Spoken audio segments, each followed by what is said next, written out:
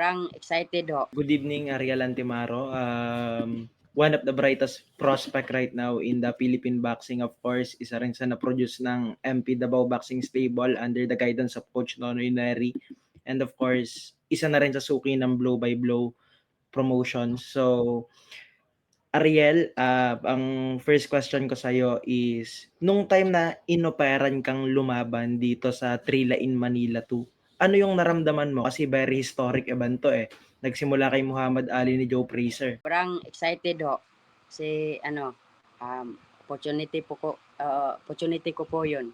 Kasi live around the world para makilala yung pangalan ko, tsaka yung pamilya ko, tsaka nag-aabang din sila sa laban ko. Tsaka para, um, kaya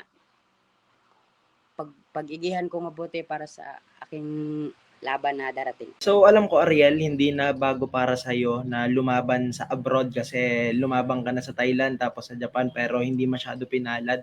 Pero this time iba yung crowd, iba yung mga media na nakatutok.